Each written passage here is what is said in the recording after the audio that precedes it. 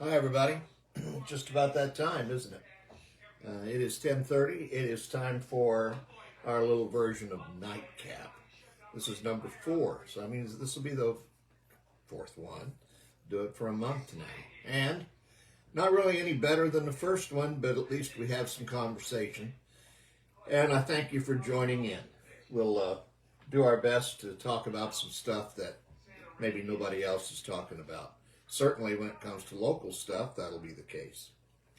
So this snowy January 26th, no more snow coming, at least not for a few days. If there is another wave, we'll catch it. But boy, the cold weather is out there. In fact, right now, the only school cancellation that we have so far is for Highland for tomorrow. And that may very well be it. It is cold out there on the country roads. So I hope the kids can stay warm before they get on the bus. If you got some snow stories, anything that happened over the last 2 or 3 days that you thought would be interesting, sure wouldn't mind. You can let me know. You can text me. You know the number, 217-710-1258. You can put a message right up on Facebook. If you're watching, you can just go ahead and put a message there as well. Hopefully I'll see it. This is all, like I say, this is still engineering. Facebook Live stuff is kind of new to me, but we're figuring it out as we go. So I look down at one of 3 different phones and tablets and desktops that I've got here just to see what's going on. But as you know, we are live, and that's always an adventure. That's always an adventure. So, Super Bowl set, Seahawks and the Patriots. Unless you're a fan of those two, I would say it's going to be Snoozeville. And yet, the odds were 4,800, basically about 480 to 1, that those two would be in the Super Bowl. As good as they are, they weren't very good last year, and nobody expected that. Halftime show, Bad Bunny. I don't know if you're going to watch that or not. I know there's options out there. I hear the commercials, hopefully it'll be better than last year. At least the Clydesdales are back. We know that. Went and saw a pretty good movie. Had the review of it this afternoon on the radio for Mercy. I don't know if you... I'm sure you've seen lots of teasers, commercials, trailers, previews, whatever you want to call it, about that movie, and it is playing now at the West Side. I liked it. I said it was really terrific. Chris Pratt was good. Rebecca Ferguson, she plays an AI judge. And just imagine, if you would, what it would be like. Here's a guy whose wife gets murdered. He winds up going out and getting drunk. I don't know why. That was part of the story. But anyway, he gets arrested because he causes a fight in a bar. And he's hungover, and he wakes up essentially in this chair that's like an electric chair. And on comes this big screen with this woman, Rebecca Ferguson, who is actually not a woman, but an AI judge. So here she is, Miss AI judge, and she says, "You've got 90 minutes to prove your innocence, or to at least give us enough probable cause or reasonable doubt to not execute you at the end of this 90 minutes. Now, it's really wild, and it's really fast-paced, and it's really good. He doesn't have to get it down to 0. He doesn't have to find the killer. But he does have to get the 98.7% probability of guilt down to about 92.7. And that way, then, they feel like there's enough reasonable doubt to not execute him immediately. That's the gist of it. And he gets to use all these really high-tech tools, like every street camera in town, all the files on the DNA evidence, everything. And he can use it all right from the chair because it's AI and it's all really special what all they can do. So anyway, it's pretty good. Now, it probably is not going to be as good as the next movie next week that's coming out. Movie coming out next week is called Send Help, and you've probably been seeing it all over the place too, between Facebook trailers and commercials on TV. Send Help is in essence a remake done by Sam Raimi, who's done some really cool stuff, as well as a couple of Spider-Man movies, big on horror and big on blood. But Send Help is essentially a remake of a movie that was first done in 1974 in Italy. And the movie at that time was called Swept Away. In 2002, Madonna made another one called Swept Away, a remake of the movie. The 74 movie was really exceptionally good. Of course, it was in Italian with English subtitles. Madonna's version was in English, and she might as well have used Italian language and subtitles because Madonna, as we know, is not much of an actor, and it was not very good because her husband at the time, Guy Ritchie, was the director. This one is very good. Everything that I've seen, everything that I've read, all of the pre-screening guys who've seen it have all said the movie is terrific. The trailers look good, and I saw earlier tonight a 5-minute teaser that showed one of the scenes in completion about her hunting, and I have to tell you, it's bloody, but it is good. I think you'll really like the movie, and I just hope the theater has good numbers for this movie for the run that it has. And it may stick around a couple of weeks. But it's called Send Help. Look for it. I think you'll enjoy it. And I hope then we can talk about it next week, and you'll say, boy, John, you were right. It was really an exceptional movie. I know our friend Rotten Rod is probably also watching tonight. Thank you, Betty, for sticking around and seeing what we got going on. Rotten Rod, as you all know, recently, for those of you who follow Buddy Dennis Carlock, recently went to Egypt. And all I got was this pith helmet and a t-shirt. But anyway, it was a wonderful time for him. He put pictures up, I think, well over 100. If you get a chance, if you're a friend of his, or even if you're not, you can request it because, I mean, it was a virtual travel log. And Rod likes to go around the world because he's single and former Army brat, and a lot of revisiting and just a lot of curiosity travels. So, pretty interesting fella. And also the host of Rotten Ween around the middle of October. Coming up, this will be the, Rod, 4th or 5th one. That'll be interesting and fun. And it's also my birthday party, so that's always good. Last week, on Facebook, a guy who used to live up in the area and moved to Tennessee, down around Clarksville, named Tom Chapman, talked about growing up in Bunker Hill. I don't know if you happened to see it or not, but he was talking about when he was a kid. His dad was a driver for Pepsi, and he used to go along and help his dad. And he was talking about something that all of us who are of a certain age remember, and that was the neighborhood grocery stores. And as he mentioned, in Bunker Hill, which is not a big town, of course, great statue in the middle of town, though, Bunker Hill had 3 grocery stores when he was a kid growing up. That's a pretty good number considering. I remember there were Pappy's, there were Nibs, and also Meehan's, and they all carried Pepsi, of course, and they all would have that Pepsi truck deliver. So it was always pretty interesting. What he told me, what Tom Chapman put up, he didn't tell just me, he put it up. He said they'd take an entire load of Pepsi, which ran about 900 cases. That's what his dad's truck would hold, and set them up basically every summer for the weekend rush. They'd unload them by hand, and he'd get a chance to do that.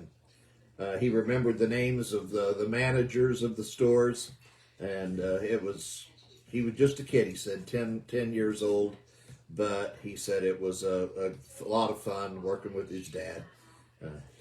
They called him Tommy, and after the family business was sold, the Meehans apparently retired, now leaving Bunker Hill without a grocery store. And that's a shame that it happens. But it's a story that's told everywhere. Another food desert, huh?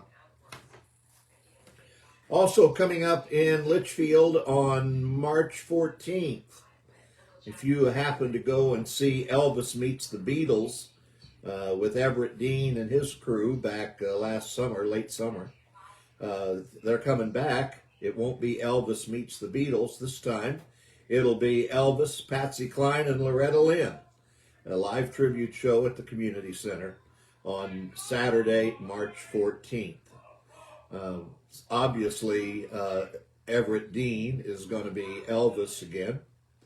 And Loretta Lynn and Patsy Cline will be performed by Dawn Turlington.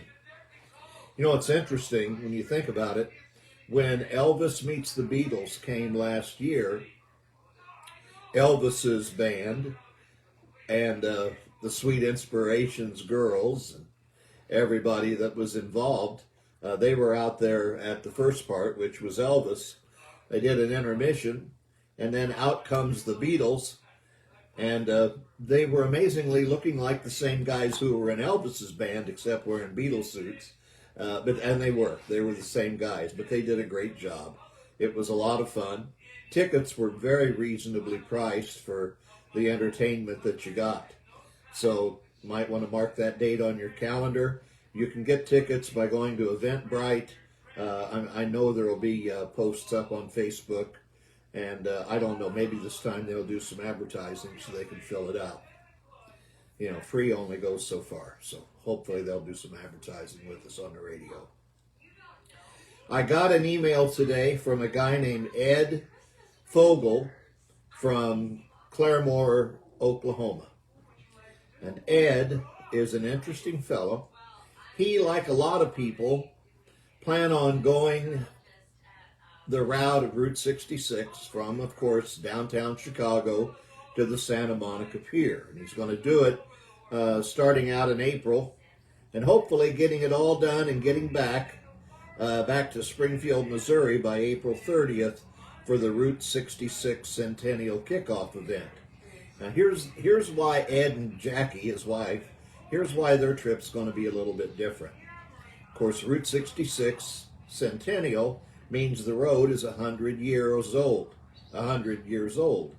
And the Fogels are going to travel on Route 66 in a 100-year-old car. Now, that's right. They're going to be doing it in a 1926 Hupmobile. Now, the Hupp Motor Company back in Detroit built cars from 1909 to 1940. 1940 was a long time ago. So if the car breaks down, getting parts from, McKay's or AutoZone or O'Reilly's not going to find Hupmobile parts.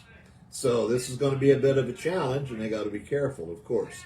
But they are going to take this Hupmobile, a 100-year-old car, the whole route. They're going to drive from Oklahoma to Chicago and then start up there and make the way back to Santa Monica and then come back to Springfield, Missouri. That's going to be a long trip. There's no question about it.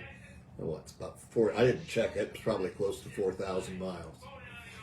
So, adding 4,000 miles in the space of a month to a 100-year-old Hupmobile, I just hope God's on their side, is all I can say. The interesting thing, too, is that after I talked to Ed for a bit, he agreed that he would probably do a couple of interviews, maybe one along the road shortly after they get started, and then stop in Litchfield for a few hours, come into the studio so we can have a nice visit with him then. Hopefully we'll get some good pictures and stuff too. But and then we can follow his journey along the way, which I know a lot of people will be doing that. But that is Ed and Jackie Fogel of Oklahoma. So that is a lot of news. And I got one more big story that came out of the New York Times today. And this is sad. And this applies to every Midwestern farmer. The interesting thing, yes, Herb, how are you? Nice to see you. Everett has got a great act. I bet you've had him down there in your neck of the woods in St. Clair County and Madison County, haven't you? There's a story in the New York Times today. You might have seen it, or seen it because they kind of touched on it in Facebook too, about rice farmers in Mississippi losing money and basically letting their crops rot in the field because the market is not there. One farmer, a guy named Jack Westerfield, when you think about this is really sad. He has 2.2 million pounds of rice in his bins, and basically he's just ready to put them out in the field and let them rot. And he also raises soybeans, and he couldn't put the soybeans in the bins because the bins were full of rice, and you know, he had to sell the soybeans at market, which the price wasn't all that good, and he didn't get a chance to hang on to them when they went up for $1 a bushel shortly after he harvested them. So the market for rice has the same situation as corn, wheat, and soybeans now. They're basically down. It's harder to, well, it costs more to produce it than it does to than what you get back selling it. But the market for rice has dropped down 30% in Mississippi. What most people don't realize, and where the real problem, it seems, is that most of the crops raised in our country, certainly the Midwest, most of the crops that we raise are raised not for human consumption, but for animal consumption, or for, you know, sending over to China, the soybeans, for example. But a lot of the corn goes into ethanol. How was it described? Soybeans, most of the soybeans that we keep here go into animal feed. The corn goes to ethanol. Rice grown to export to Central America. The fruits and vegetables that people in Mississippi eat are the same basic ones that we eat in the Midwest. They're probably grown in California or Mexico or some other Central American company. You know, bananas don't necessarily grow well in Illinois, and they don't. But they do grow well in Venezuela, Brazil, and all the, you know, by the equator. So the Wildlife Fund calculates that just 3% of Mississippi Delta ag land was converted from traditional row crops into fruits, vegetables, and nuts. If they did just 3%, and they'd earn an additional $3.2 billion, because obviously the crops that those that are human consumption do bring higher prices than what the ag products do. The challenges of growing those crops are enormous. Local universities don't do research on tomatoes and grapes, not like they do on corn and soybeans. The federal government doesn't insure them like they do corn and soybeans and wheat. There is no set-aside land program if you don't grow watermelons. Banks are leery about lending, and farmers usually have to find their own buyers. I've not seen a barge of watermelons going down to Mississippi, but we certainly see soybeans. Another guy down there named Wayne Delaney in Mississippi says we could grow strawberries, but there's nowhere to take it. So they're looking forward to 27 and 28, hoping there will be a change, but whether there will be, I don't know. Is there an answer? I don't know. Is there an answer to make the dollar stronger? All the things that we're dealing with right now, and there are a ton of them, they all boil down to the economy. They all boil down to our social situation right now, and it's just a tough sea right now. Tough to. I don't even know how to describe it. Maybe you do. If you got anything you want to say, you got any idea, any comment, I'm all for them. Send them to me. Otherwise, we've taken this 20 minutes to let me pound out something. So we'll try it again next week.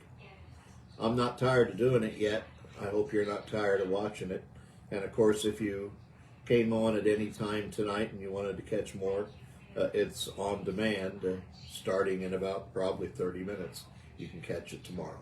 Tell your friends about it. Maybe somebody else will watch it. Maybe we can grow it from 5 or 6 or 10 to 50 or 60. But it'll probably only happen with your help.